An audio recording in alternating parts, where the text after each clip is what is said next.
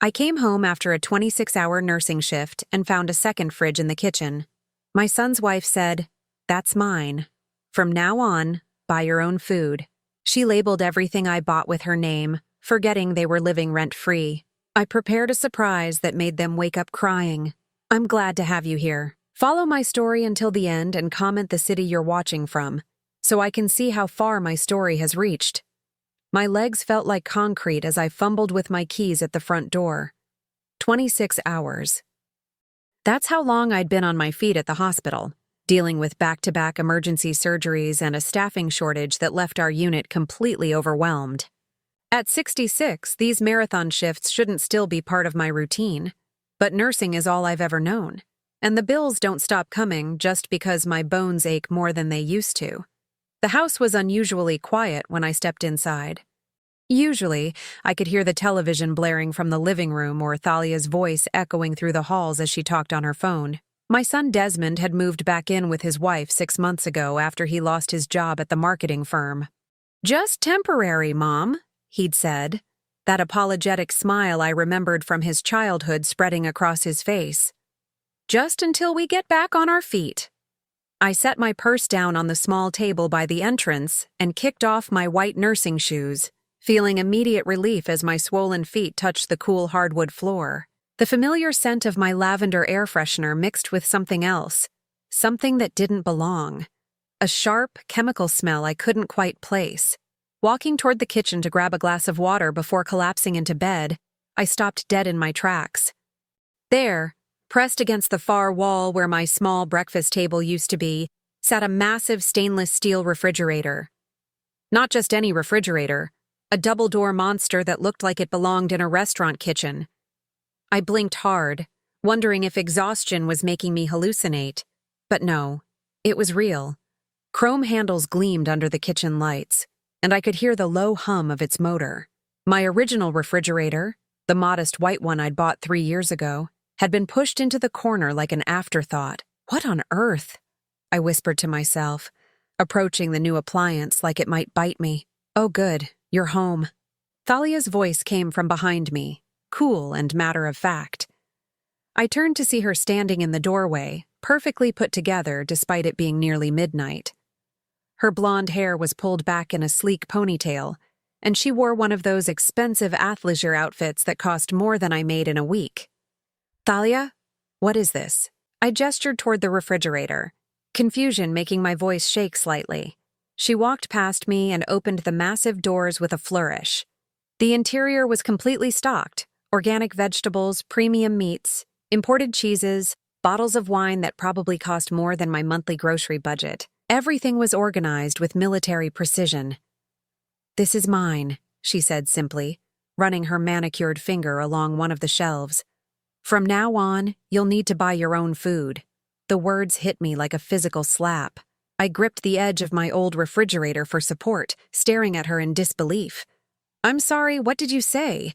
Thalia turned to face me, and for the first time, I saw something in her eyes I'd never noticed before. Something cold, calculating. "I said this is my refrigerator, Estelle. For my food. You'll need to make other arrangements for your groceries." She opened my old refrigerator and began pulling out items. The milk I'd bought 2 days ago. The leftover casserole I'd been looking forward to for dinner tomorrow. Even the bottle of orange juice I kept for my morning routine. Each item disappeared into her hands as she examined the labels. "Actually," she continued, her tone becoming even more businesslike, "most of this will need to go. I've already marked everything with my name."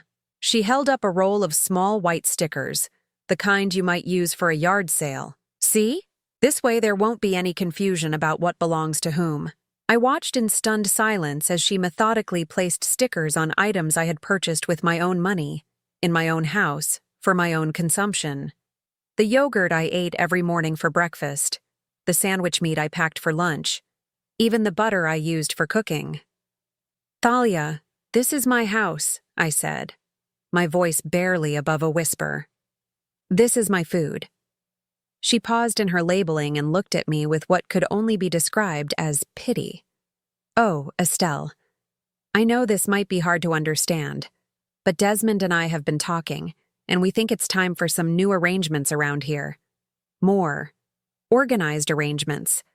The way she said my name, like I was a child who needed things explained in simple terms, sent a chill down my spine. This was the same woman who had smiled sweetly at me for months, who had thanked me repeatedly for letting them stay in my home, who had hugged me just last week and called me the best mother-in-law ever. "Where's Desmond?" I asked, looking around the kitchen as if my son might materialize to explain this bizarre situation. "He's sleeping. He has that early meeting tomorrow with the potential employer I found for him." She finished with the yogurt container and moved on to my package of English muffins. "He really needs his rest, so I'd appreciate it if you could keep the noise down." Keep the noise down, in my own house, after working a 26-hour shift to help keep the roof over all our heads.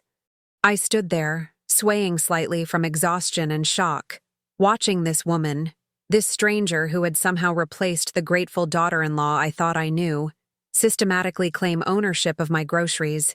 Each small white sticker felt like a tiny act of war. "I don't understand," I finally managed to say. "What's happening here?" Thalia closed the refrigerator door and turned to face me fully. In the harsh fluorescent light of the kitchen, her features looked sharper than I remembered, more angular. "What's happening is that we're all adults here, and adults have boundaries. This is mine." She patted the big refrigerator. "And that's yours." She nodded toward my old refrigerator, now pushed into the corner like a punishment. "But I paid for everything in there," I protested weakly. "And now I'm taking responsibility for the household food budget," she replied smoothly. "It's actually better this way, don't you think? Less confusion. Less mixing of resources. Less mixing of resources.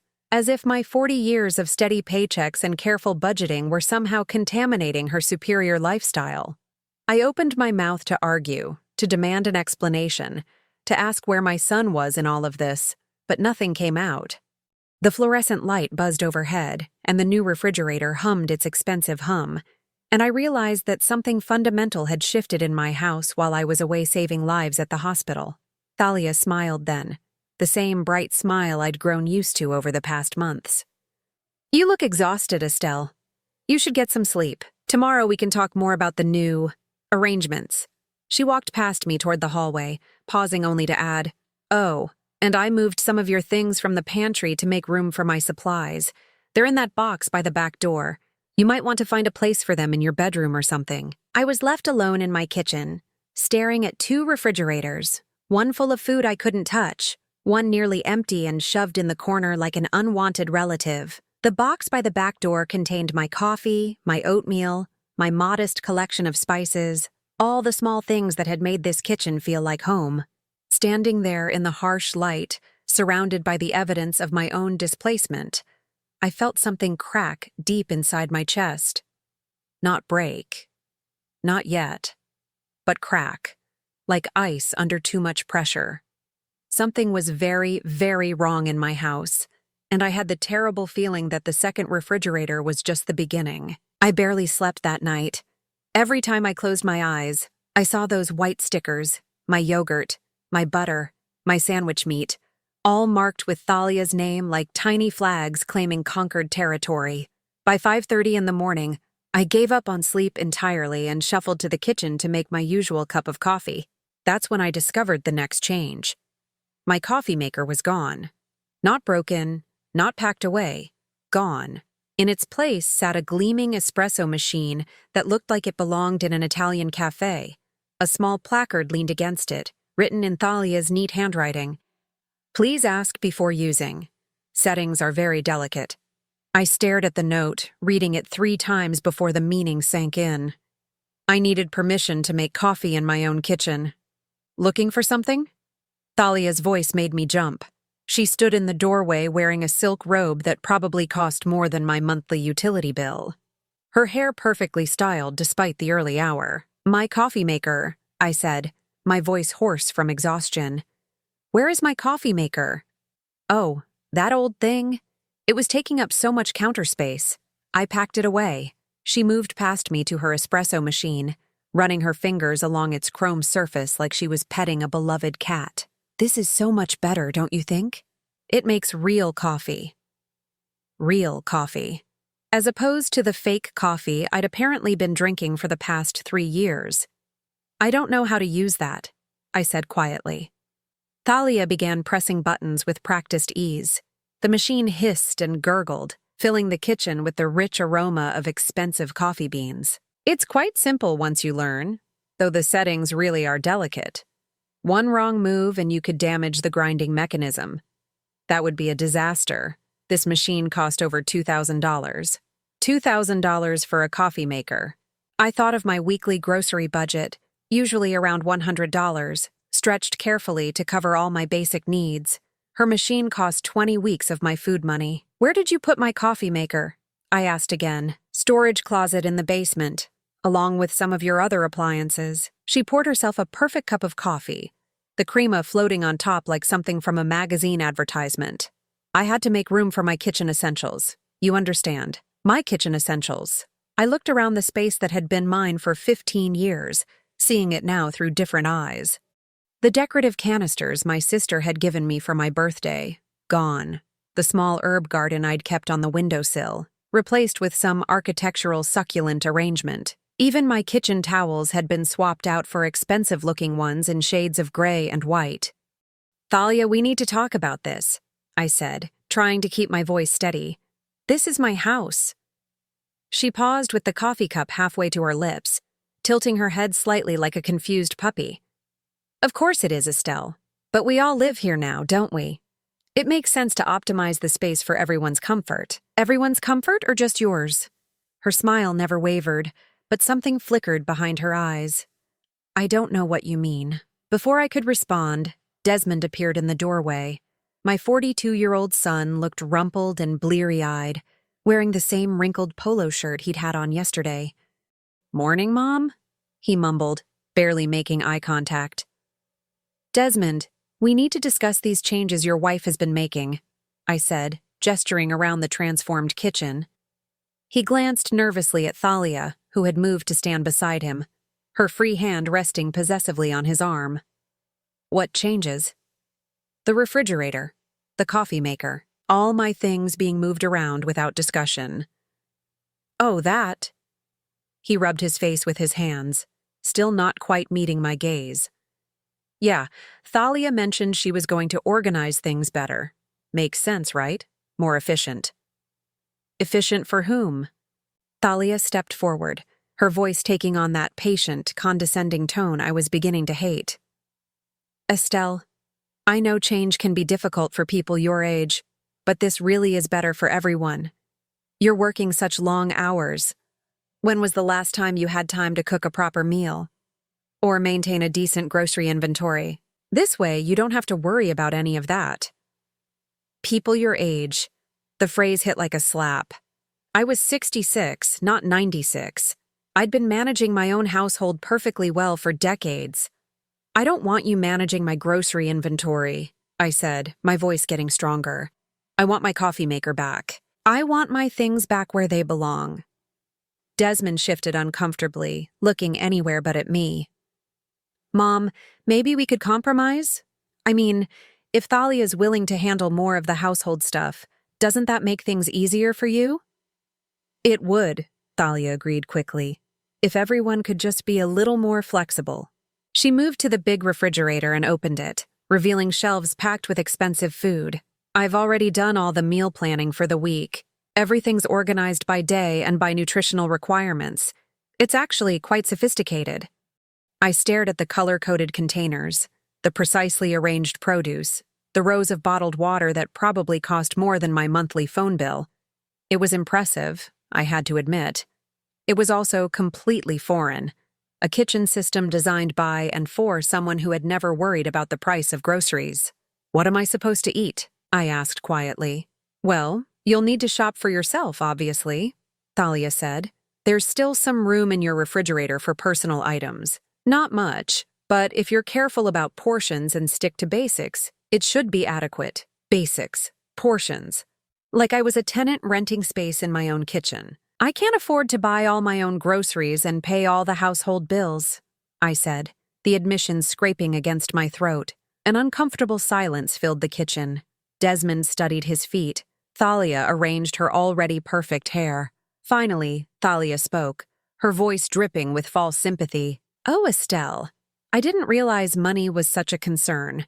Maybe it's time to think about adjusting your situation?" "What kind of adjusting?"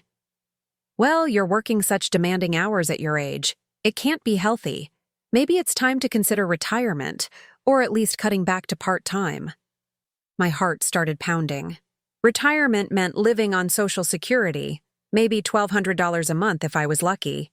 Part-time meant even less. There was no way I could maintain this house, pay utilities, buy food, and cover my medications on that kind of income. "I can't retire," I said. "I need to work."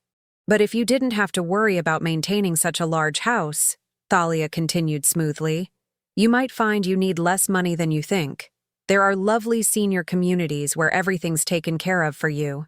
No cooking, no cleaning, no worries about household management. Senior communities." She was talking about moving me out of my own house. I looked at Desmond, waiting for him to speak up, to defend me, to tell his wife that this was his childhood home and his mother wasn't going anywhere. Instead, he cleared his throat and said, "Maybe we should all think about what's best for everyone involved." What's best for everyone involved. Not what was best for me, what was best for everyone. Standing there in my transformed kitchen, surrounded by appliances I wasn't allowed to use and food I wasn't allowed to eat, I felt something fundamental shift inside me. The crack that had started the night before widened into something deeper, something that might eventually become dangerous. "I need to get ready for work," I said, my voice barely above a whisper. "Oh, you're working again today?" Thalia asked, sounding genuinely surprised. "After yesterday's marathon shift? That seems unwise." "Bills don't pay themselves," I said, heading for the hallway. "Actually," Thalia called after me, "I meant to mention, I'd appreciate it if you could use the back entrance when you come home from work. Your uniform shoes are quite loud on the hardwood, and the sound carries to our bedroom. We really need our sleep." I stopped walking but didn't turn around. Use the back entrance, like a servant, like hired help. "Of course," I said quietly. "I wouldn't want to disturb you." As I climbed the stairs to my bedroom, the only space in the house that still felt like mine, I could hear them talking in low voices in the kitchen, planning more changes, no doubt, more optimizations, more ways to make my own home more comfortable for everyone except me. I closed my bedroom door and leaned against it, my hands shaking as I tried to process what was happening. 6 months ago, my son had asked for temporary help. Now his wife was systematically erasing me from my own life, and he was letting her do it. But as I got dressed for another long shift at the hospital, one thought kept circling through my mind. Thalia had made a crucial mistake in all her reorganizing and optimizing and territory claiming. She had forgotten that this house was still in my name, and my name alone. The 3rd week of living under Thalia's new regime had worn me down to nothing. Every morning brought fresh humiliations. My toothbrush moved from the bathroom counter to a drawer, my favorite chair in the living room repositioned to face the wall, even my mail opened and sorted by someone else's standards. But it was the casual cruelty that hurt most. The way Thalia would ask loudly if I'd remembered to wipe my feet before entering her clean kitchen. The way she'd sigh dramatically whenever I used the wrong entrance or forgot one of her ever-expanding house rules. That Tuesday evening, I came home from another grueling shift to find a note taped to the front door. "Estelle, please use side entrance. Having guests for dinner. Thank you for understanding. Tea. Guests. In my dining room, using my china, sitting at my grandmother's table." I walked around to the side of the house, my nurse's bag heavy on my shoulder, and let myself in through the laundry room like some kind of unwanted relative. The sounds of laughter and conversation drifted from the dining room as I climbed the back stairs to my bedroom. Through the banister, I caught glimpses of well-dressed people holding wine glasses, their voices animated and happy. Thalia's friends, no doubt. People who would never know that the woman hosting this elegant dinner party was living rent-free in someone else's home. I closed my bedroom door and sank onto my bed, every muscle in my body screaming from the 12-hour shift. The orthopedic unit had been brutal today. 3 hip replacements, 2 knee surgeries, and an elderly woman who kept crying for her deceased husband. I'd held her hand during the worst of it, whispering reassurances I wasn't sure I believed myself anymore. The laughter from downstairs grew louder. Someone was telling a story about a vacation in Europe, their voice carrying the casual confidence of someone who'd never worried about money. I pressed my pillow over my head, but it didn't help. The sound of my own exclusion seeped through the floorboards like poison. Around 11 o'clock, long after the guests had gone home, I crept downstairs to get a glass of water. The house was dark, except for a thin line of light under Desmond and Thalia's bedroom door. As I passed by on my way to the kitchen, I heard voices, low but urgent. "She's becoming a problem," Thalia was saying. I froze, my heart hammering against my ribs. They were talking about me. "She'll adjust," Desmond replied, but his voice lacked conviction. "She just needs more time." Time for what? To accept reality? "Desmond, your mother is 66 years old and working herself into the ground. It's not sustainable. The job market is tough right now. Once I find something steady..." "That's not what I'm talking about." There was a pause, and when Thalia spoke again, her voice was clearer, more focused. "I'm talking about the bigger picture. This house is worth what? 400,000? Maybe more in today's market? 400,000. My breath caught in my throat. I'd had no idea the house had appreciated that much since I'd bought it 15 years ago for 180,000. "I guess," Desmond said uncertainly. "Why?" "Because your mother is sitting on a gold mine while working herself to death for what? 60,000 a year? 70 at most? Thalia, what are you getting at?" "I'm getting at the fact that we could all be living much better lives if she'd just be reasonable about the situation." My legs felt weak. I pressed my back against the hallway wall, straining to hear every word. "Reasonable how?" "Think about it." Thalia's voice took on that patient, explaining tone I'd grown to hate. "She signs the house over to you, her only son, her natural heir anyway, and we use the equity to set everyone up properly. She could move into one of those nice senior living places, no more worrying about maintenance or property taxes or any of that stress, and we could finally start building the life we deserve, the life they deserve, with my house, my home, my life's work reduced to equity to be cashed in for their convenience." "I don't know," Desmond said slowly. "That seems kind of." "Kind of what? Smart? Practical?" "Desmond, your mother isn't going to live forever. Eventually, you'll inherit the house anyway. This way, everyone benefits now, instead of waiting for some tragic accident or illness." Some tragic accident or illness. The casual way she said it made my skin crawl. "She'd never agree to it," Desmond said. "She might, if we approach it right. Frame it as helping her, not helping us. Emphasize how much easier her life would be without all these responsibilities. Hell, we could even find her a place near that hospital where she works. Shorter commute, more time to rest. And if she says no?" There was a long silence. When Thalia finally spoke, her voice was so quiet I had to lean closer to the door to hear her. "Then we make her life here uncomfortable enough that moving out starts to look appealing." My blood turned to ice. Make her life uncomfortable enough. All the changes, all the rules, all the casual cruelties, none of it had been about organization or efficiency. It had been a campaign, a systematic effort to drive me out of my own home. "Thalia, I can't ask her to do that," Desmond said, but his protest sounded weak. "You won't have to ask. I've already found the perfect place. Sunset Manor, about 10 minutes from the hospital. Very nice, very clean. I picked up a brochure today." She'd picked up a brochure. She'd been planning this, researching nursing homes for me like I was a problem to be solved rather than a human being with rights and feelings. "How much does a place like that cost?" Desmond asked. "Around 3,000 a month for a basic apartment. But here's the beautiful part. Once we have access to the house equity, we can set up a trust that covers her expenses indefinitely. She'll never have to worry about money again. 3,000 a month. More than double my current housing costs. To live in a tiny apartment surrounded by people waiting to die. And all funded by the sale of my home, my sanctuary, my only real asset in the world. I need to think about this, Desmond said finally. Of course, but don't think too long.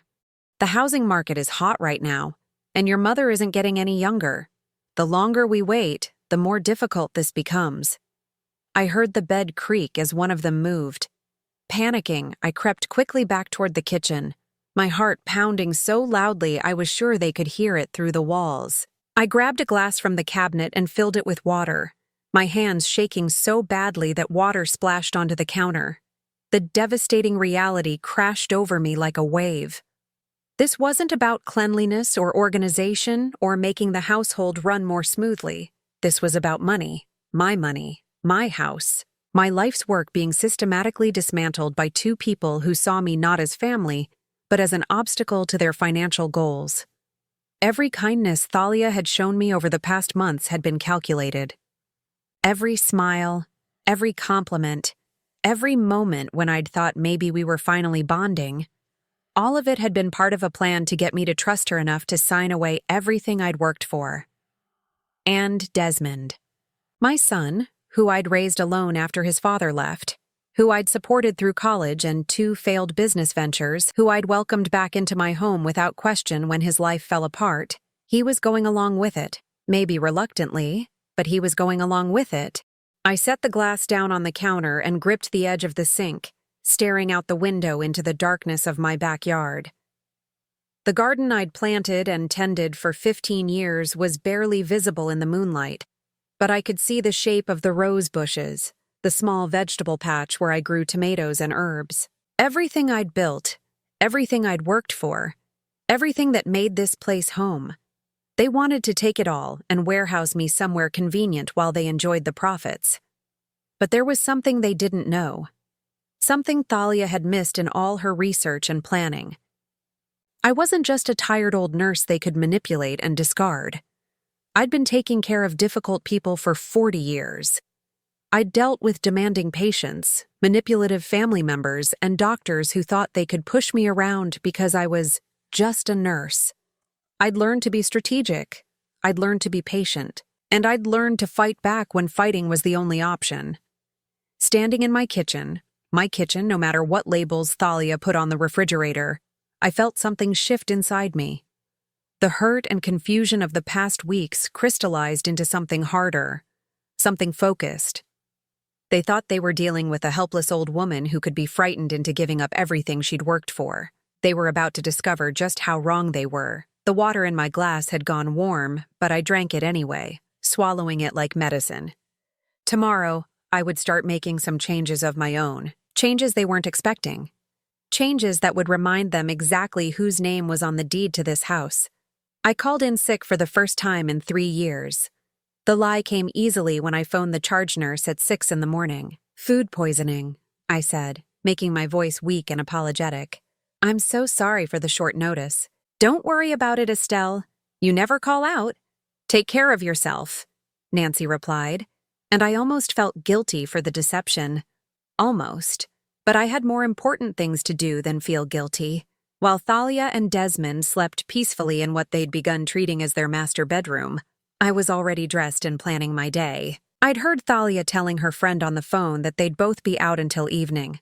Some job interview for Desmond followed by lunch with her sister. Perfect. My first stop was downtown, to the law office of Margaret Chen.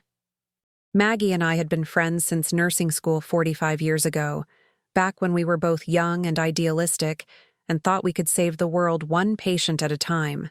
She'd switched to law after 5 years of nursing, but we'd stayed close. She was the only person I trusted completely, and more importantly, she was the only person who knew my full financial situation. Estelle, this is a surprise, Maggie said, looking up from her desk as her secretary showed me in. At 67, she was a year older than me but looked at least 10 years younger. Money and power were excellent preservatives, apparently. Are you okay? You look. Terrible, I know, I said, settling into the leather chair across from her desk. That's actually why I'm here. I told her everything. The refrigerator, the rules, the systematic erosion of my place in my own home. Most importantly, I told her about the conversation I'd overheard the night before. Maggie listened without interruption, her expression growing darker with each detail. When I finished, she leaned back in her chair and shook her head. Jesus, Estelle. This is elder abuse. Textbook psychological manipulation with the clear intent to commit financial fraud. Can they actually do it? Force me to sign over the house? Not legally, no.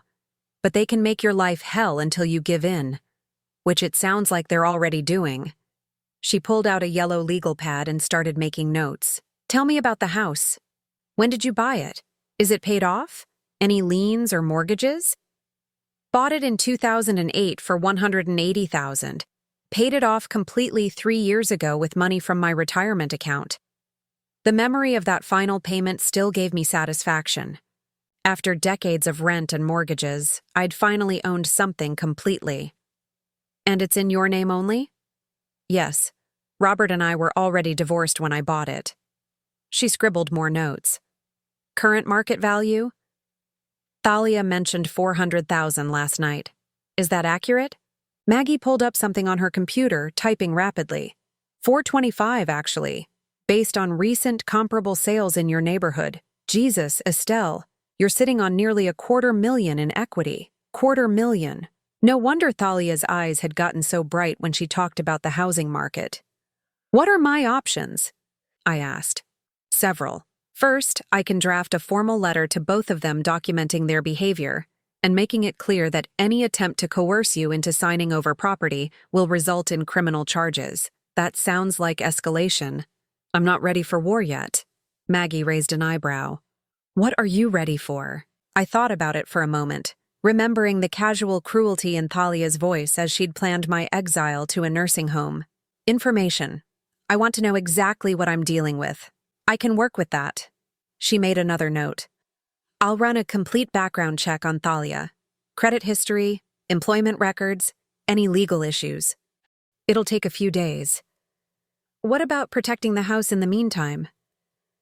There are several ways to do that. We could set up a trust, add additional security measures to prevent fraudulent transfers. But the simplest solution is also the most effective. She looked at me seriously. You could sell it. My heart stopped. Sell my house? Hear me out. You sell the house, take the equity, and use it to buy something smaller. Maybe a nice condo closer to the hospital. Cash purchase, no mortgage, your name only. They can't manipulate you into signing over something you don't own anymore. The idea was terrifying and thrilling at the same time. But where would Desmond and Thalia go? That would be their problem to solve, wouldn't it? I sat with that for a moment. My son and his wife, forced to figure out their own housing situation like actual adults. No more free rent. No more subsidized lifestyle. No more treating me like an inconvenience in my own home. I need time to think about it, I said finally. Of course. But Estelle? Maggie's voice was gentle but firm. Whatever you decide, decide quickly. People like this don't stop escalating. They keep pushing until they get what they want, or until someone pushes back harder. My second stop was the bank. I'd been using the same branch of First National for 15 years, and the manager, David Rodriguez, knew me well. When I asked to speak privately about my accounts, he immediately ushered me into his office. Is everything all right, Mrs. Patterson? He asked, closing the door behind us. I need to understand my financial position, I said. All of it. Savings, checking, retirement accounts, the value of my house, everything. He pulled up my accounts on his computer, and we spent the next hour going through each one. The numbers were better than I'd expected. My retirement account had recovered nicely from the market dips of the past few years. My savings account, while modest, was enough to cover several months of expenses. And my checking account showed a pattern I'd never really noticed before. Steady income, minimal expenses. I'd been living so frugally for so long that I'd actually been saving money without realizing it. You're in good shape, Mrs. Patterson, David said finally. Better than a lot of people your age, honestly. You've been very responsible with your money. Responsible, frugal, careful. All the things Thalia thought made me weak actually made me strong. If I wanted to sell my house and buy something smaller with cash, How quickly could that happen? David raised his eyebrows. Are you thinking of downsizing? I'm thinking of taking control of my life. He smiled at that. With the right real estate agent and a motivated buyer, you could close in 30 days. Maybe less if you're flexible on price. 30 days. 1 month to completely upend the life Thalia and Desmond had planned for me. My final stop was the most important one. Heritage Realty was the biggest firm in town, and I'd seen their signs in yards throughout my neighborhood. The receptionist directed me to Sarah Williams, a sharp-eyed woman in her 50s who looked like she could sell ice to Eskimos. Mrs. Patterson, what can I do for you today? I want to sell my house. Quickly and quietly. Sarah's expression sharpened. How quickly? Is 30 days possible? For the right property at the right price, anything's possible. She pulled out a tablet and started asking questions. Address, condition of the house, any recent improvements, timeline for moving out. I'll need to see the property, of course. But based on what you're telling me and the current market conditions, I think we could list it at $410,000 and have offers within a week. $410,000. Even after real estate commissions and closing costs, I'd walk away with close to $375,000. More money than I'd ever had in my life. There's one condition, I said. I need complete discretion until we have a firm offer. No yard signs, no online listings that show the address. No walk-through appointments unless I specifically approve them. Sarah nodded. We can do what's called a pocket listing. Market it through our network of agents and qualified buyers without public advertising. It'll limit the pool of potential buyers somewhat, but in this market, that shouldn't be a problem. And how quickly could I close on a new property? If you're paying cash, 2 weeks, maybe less. I left the real estate office with Sarah's business card and a promise that she'd drive by my house that evening to assess it for listing. My hands were shaking as I got back in my car, but not from fear, from excitement, from possibility, from the intoxicating feeling of taking control after weeks of being controlled. I spent the rest of the afternoon driving around neighborhoods closer to the hospital, looking at condos and small houses with for sale signs. Most were in my price range. Many were in better condition than my current house, and all of them came with one crucial advantage: no unwanted residents who thought they owned the place. By the time I got home at 5 o'clock, I had a plan, not just for selling the house, but for what came after. Where I'd live, how I'd handle the transition, what I'd tell Desmond and Thalia when the time came. They were in the kitchen when I entered through the back door, my assigned entrance. Thalia was cooking something that smelled expensive, and Desmond was sitting at the breakfast bar scrolling through his phone. "Oh, good. You're home," Thalia said without looking up from her pan. "I was worried when you didn't come home last night. I hope you're feeling better." "Much better," I said, and meant it completely. "How was your day?" "Productive," she replied, finally glancing at me. "Desmond had a very promising interview, didn't you, honey?" Desmond looked up from his phone. "Yeah, it went well. Should hear back within a few days." "That's wonderful," I said, setting my purse down on the counter. "It'll be nice for you to get back to work." Something in my tone must have caught Thalia's attention because she paused in her cooking and really looked at me for the first time. "You seem different tonight." "Do I?" I smiled at her, the same bright smile she'd been giving me for months. "I suppose I feel different, refreshed, like I've been reminded of some important things." "What kind of things?" "Oh, just life lessons. The importance of taking control of your own situation, not letting other people make decisions for you." I opened my small refrigerator and pulled out a bottle of water, noting how pathetically empty it looked compared to Thalia's well-stocked monument to excess.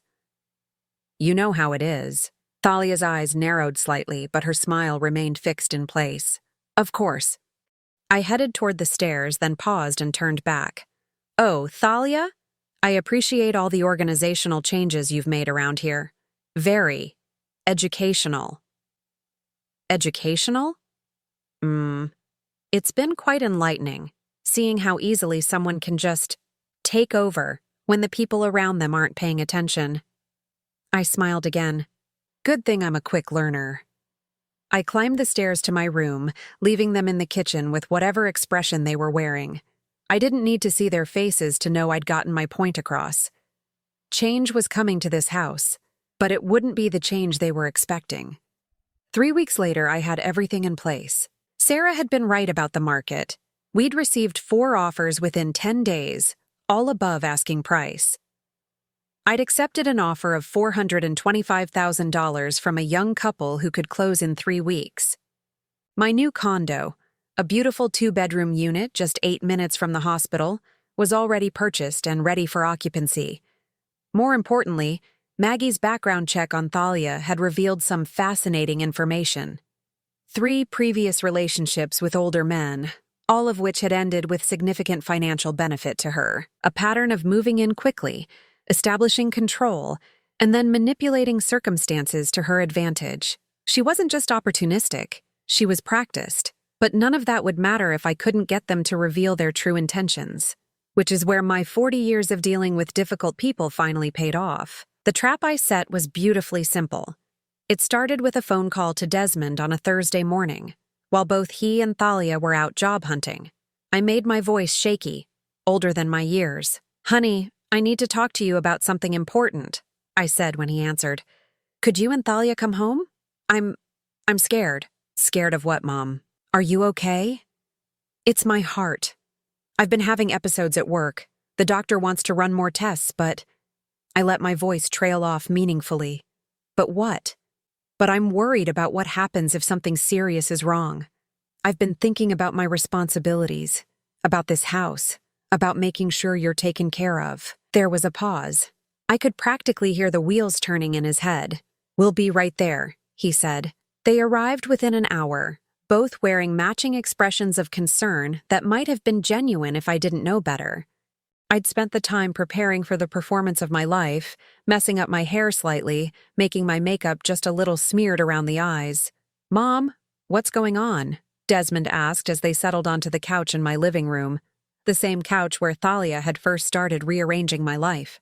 "I've been having chest pains," I said, pressing my hand to my heart for emphasis. "Sharp ones that come out of nowhere. The cardiologist wants me to have a stress test next week and possibly a cardiac catheterization." Thalia leaned forward, her eyes bright with what I recognize now as calculated concern.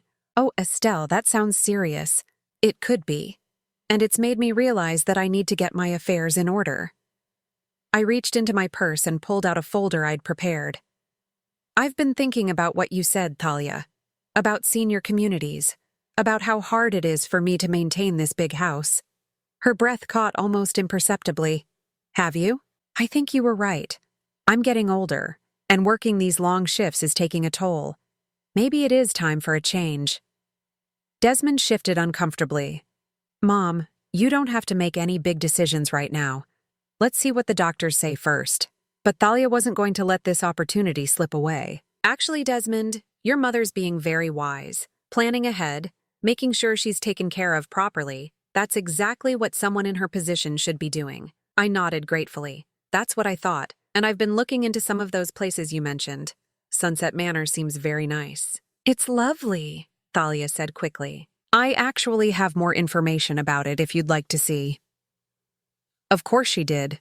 Probably a complete financial breakdown of how they'd spend my house money. "I'd appreciate that.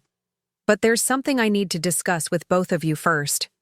I opened my folder and pulled out a document I'd had Maggie prepare, an official-looking form that was actually meaningless but would serve my purposes perfectly.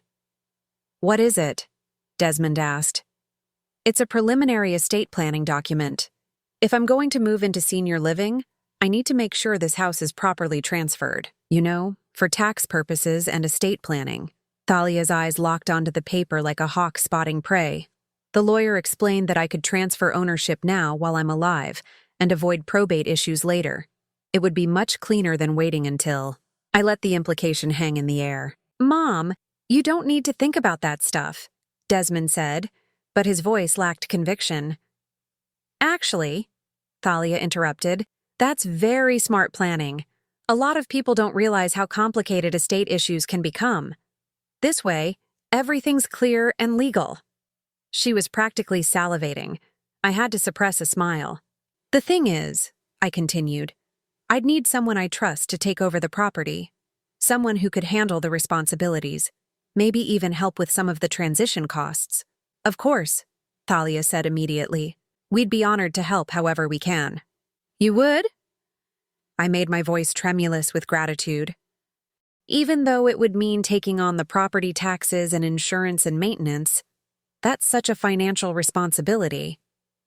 We can handle it, Thalia said firmly, shooting Desmond a warning look when he started to speak. And you wouldn't mind if I stayed in the house for a little while longer? Just until I find the right senior community and get settled? Naturally, Thalia said. You'd be welcome to stay as long as you need. Welcome to stay. In my own house. The audacity was breathtaking. There's just one thing, I said, pretending to study the document. The lawyer mentioned something about a preliminary transfer process, something to make sure everything's legal and binding before we finalize the arrangements. Both of them leaned forward. What kind of process? Thalia asked. Well, I'd need to sign a letter of intent, stating my plans to transfer the property. And you'd both need to sign acknowledgement forms, confirming your willingness to accept the responsibility. I pulled out 2 more papers Maggie had prepared, these ones very real and very legally binding. What exactly would we be acknowledging? Desmond asked, some instinct for self-preservation finally kicking in. Just that you understand the full scope of what you're agreeing to take on. The property taxes, about $4,000 a year. The insurance, another $1,800 annually. Maintenance and repairs, which average about $3,000 a year for a house this age. Utilities when I'm not here to cover them. I watched Thalia's face as the numbers sank in. Nearly $9,000 a year in carrying costs, not counting mortgage payments they didn't know didn't exist. Of course, she said smoothly. Once the property transfer is complete, we'd have access to the equity to cover those expenses. Oh no, I said, shaking my head sadly.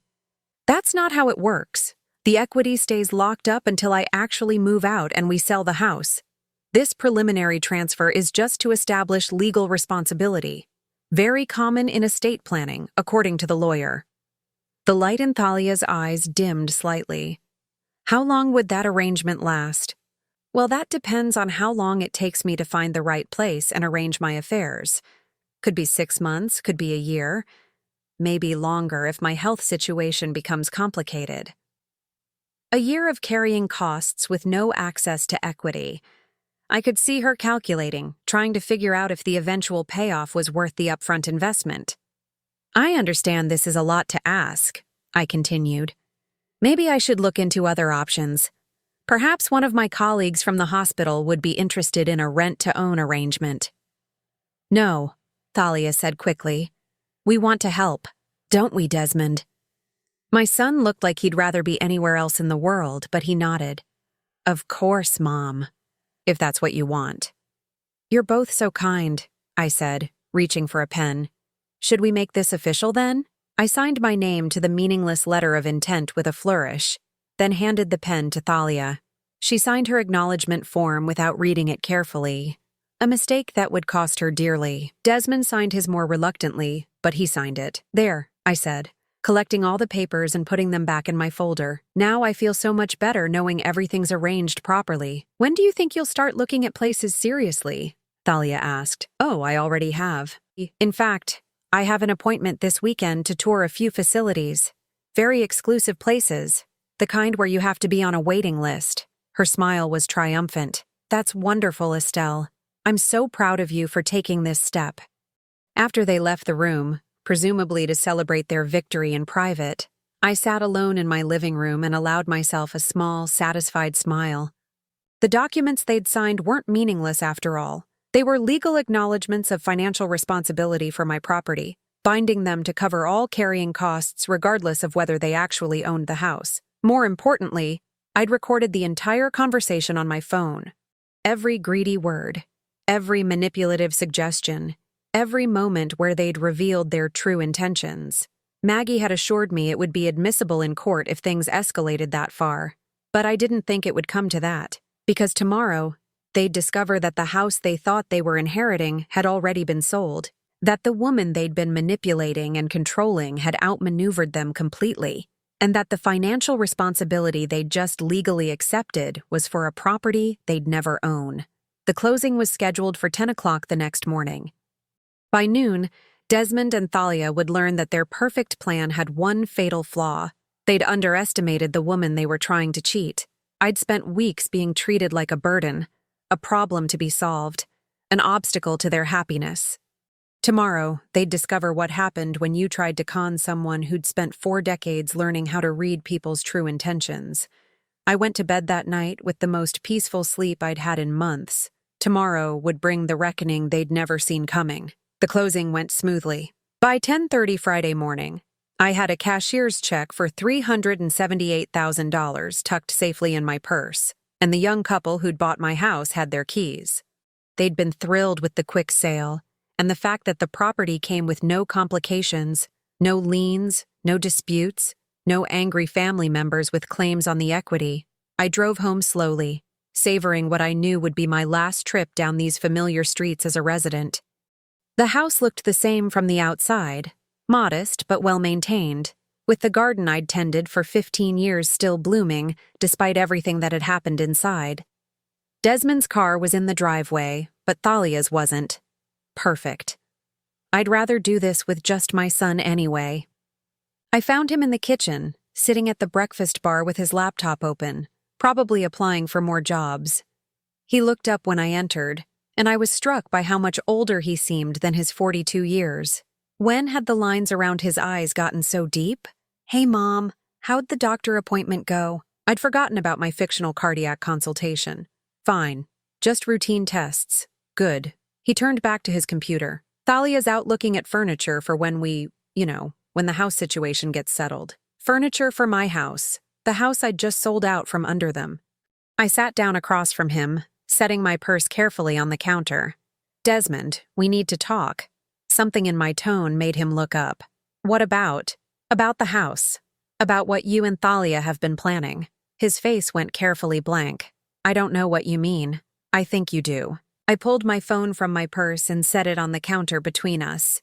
"I heard you talking that night 3 weeks ago about making my life uncomfortable enough that I'd want to move out, about cashing in on the equity, about warehousing me in some nursing home while you two enjoyed the profits." The color drained from his face. "Mom, I recorded our conversation yesterday too. The one where you both signed legal documents accepting financial responsibility for this property." "You recorded us?" His voice cracked slightly. "I've been recording everything for the past month. Every cruel comment from Thalia. Every time she treated me like a servant in my own home. Every conversation where you let her get away with it." Desmond stared at the phone like it might bite him. "Why would you do that?" "Because I needed to understand what I was dealing with. And what I discovered is that my own son was willing to manipulate and defraud his mother for money." "It wasn't like that," he said quickly. "We weren't trying to hurt you. We just thought—" "You thought what?" "That I was too old and stupid to notice what you were doing. That I'd just quietly sign over my life's work and fade away." He flinched. "We thought we were helping." "Helping yourselves." The front door opened and Thalia's voice rang through the house. "I'm back. Wait until you see the beautiful dining set I found.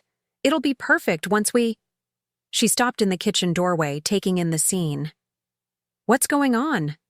"I was just explaining to Desmond that I know about your plan," I said calmly. Thalia's expression shifted instantly from confusion to cold calculation. "What plan?" "The one where you manipulate me into signing over my house so you can sell it and use the money to fund your lifestyle while I waste away in some nursing home." "That's ridiculous," she said, but her voice lacked conviction. "Is it? Because I have recordings that say otherwise." The temperature in the room seemed to drop 10 degrees. Thalia moved to stand behind Desmond, her hands gripping the back of his chair. "Even if that were true," she said carefully, "you already agreed to transfer the house. You signed the papers yesterday." I smiled then, the same bright smile she'd been giving me for months. "Actually, I didn't." "What do you mean?" "I mean the papers you signed were real legal documents. Mine was just a piece of paper my lawyer created to see what you'd do. You're both legally obligated to cover the carrying costs of this property for the next year, regardless of whether you own it. Desmond looked confused. But you said you were transferring. I lied, just like you've been lying to me for months. Thalia's grip on the chair tightened. You can't do this. We had an agreement. No. We had a conversation where you revealed your true intentions, and I pretended to go along with it. I stood up, slinging my purse over my shoulder. The same way you've been pretending to care about my well-being while systematically trying to steal everything I own. Where are you going? Desmond asked. To my new home. The condo I bought with the money from selling this house. The silence that followed was deafening. I watched understanding dawn on their faces. First confusion, then disbelief, then growing horror as they realized what I'd done. You sold the house? Thalia whispered. Closed this morning. $378,000 cash in hand. But we signed those documents. We're responsible for the taxes and insurance and maintenance and utilities, I finished. Yes, you are. For the next year, you're legally obligated to cover all carrying costs for a property you'll never own. I hope you saved some money because it's going to cost you about $9,000 over the next 12 months. Desmond looked like he might be sick. Mom, you can't do this to us. I can't do what? Treat you the way you've been treating me? Use you for my own financial gain? Make you feel unwelcome in your own home? This was our home too, Thalia said, her voice rising. No, it was my home. You were guests who systematically tried to steal from me, manipulate me, and drive me out of my own life. I headed toward the hallway, then turned back for one final look at them. Desmond sat slumped in his chair, his head in his hands. Thalia stood rigid behind him, her face twisted with fury and disbelief. The new owners take possession on Monday, I said. You have the weekend to find somewhere else to live. Where are we supposed to go? Desmond asked without looking up. That's not my problem anymore. You're adults. Figure it out. I walked to the front door, then paused with my hand on the knob. Through the kitchen doorway, I could see them both, my son and the woman who'd tried to destroy me, facing the consequences of their own greed and cruelty. A part of me felt sorry for Desmond. He'd always been weak, always taken the path of least resistance. Thalia had seen that weakness and exploited it, turning him against his own mother for the promise of easy money. But sympathy was a luxury I couldn't afford anymore. They'd made their choices. Now they could live with them. I opened the door and stepped out into the bright morning sun. My new condo was waiting. 2 bedrooms, a modern kitchen, a balcony overlooking the city where I'd worked and lived and built my life. No unwanted residents, no one to answer to, no one who could take away what I'd earned. As I drove away from the house for the last time, I caught a glimpse of them in my rearview mirror, standing in the doorway watching me go. They looked smaller somehow, diminished. My phone buzzed with a text from Maggie. How did it go? I pulled over and typed back, perfect. They never saw it coming. And how do you feel? I sat in my car, thinking about that question. How did I feel? Not guilty. They'd brought this on themselves. Not sad. I'd grieved the loss of my son months ago when I realized what kind of man he'd become. Not angry. Anger was exhausting, and I was finally free of it. What I felt was something I hadn't experienced in a very long time. Peace. I typed back, free. The condo was everything the pictures had promised, and more. Bright, clean, modern, without being sterile. The kitchen had granite counters and stainless steel appliances that belonged to me and only me. The master bedroom had a walk-in closet and an ensuite bathroom with a soaking tub. The second bedroom would make a perfect home office. But the best part was the silence. No footsteps overhead, no voices making cruel jokes, no feeling of being unwelcome in my own space. Just quiet, blessed solitude. I made myself a cup of coffee. Real coffee, from my old coffee maker that I'd rescued from the basement storage room, and sat on my new balcony looking out over the city. Somewhere down there, Desmond and Thalia were probably having the fight of their lives, trying to figure out how to salvage their shattered plans. It wasn't my problem anymore. My phone rang around noon. Desmond's name on the caller ID. I let it go to voicemail, then listened to his message. "Mom, please call me back. We need to talk about this. There has to be some way to work things out." I deleted the message without responding. An hour later, Thalia called. Her voicemail was less conciliatory. "You think you're so clever, don't you? But this isn't over, Estelle. You can't just abandon your family and think there won't be consequences." I blocked her number. That evening, as I unpacked the last of my boxes in my new home, I found the photo album I'd put together months ago, the one documenting Desmond's childhood, all the times I'd been there for him, all the sacrifices I'd made to give him a good life. I flipped through the pages one last time, looking at pictures of birthday parties and Christmas mornings, school plays and baseball games. The little boy in those photos bore no resemblance to the man who'd tried to steal my home. I closed the album and put it in the back of my bedroom closet. Some chapters in life were meant to stay closed. 6 months later, I was settling into my new routine beautifully. Work was less stressful with the shorter commute, and I'd even started taking some of the optional training classes I'd never had time for before. My savings account was growing steadily without the burden of supporting 2 additional adults. I heard through mutual acquaintances that Desmond and Thalia had moved in with her parents temporarily, then later rented a small apartment across town. Their relationship had apparently suffered under the strain of their failed scheme. Turns out that couples united primarily by greed don't handle disappointment well. Desmond had found work eventually, but at a much lower salary than he'd expected. Thalia had discovered that the job market wasn't particularly welcoming to someone whose primary qualification was manipulating elderly people. I felt nothing when I heard these updates. No satisfaction, no pity, no regret. They were strangers to me now, people whose names I recognized but whose lives no longer intersected with mine. That was exactly how I wanted it. On my 67th birthday, I treated myself to something I'd never done before. A weekend trip to the coast just because I could. I sat on the beach watching the sunset, listening to the waves, feeling the salt air on my face. For the first time in years, I wasn't taking care of anyone but myself. I wasn't worrying about anyone else's problems or needs or demands. I was just a woman sitting on a beach, watching the end of another day, knowing that tomorrow would bring whatever it brought and I'd handle it on my own terms. It was the most beautiful sunset I'd ever seen. Now, I'm curious about you who listened to my story. What would you do if you were in my place? Have you ever been through something similar? Comment below. And meanwhile, I'm leaving on the final screen 2 other stories that are channel favorites, and they will definitely surprise you. Thank you for watching until here.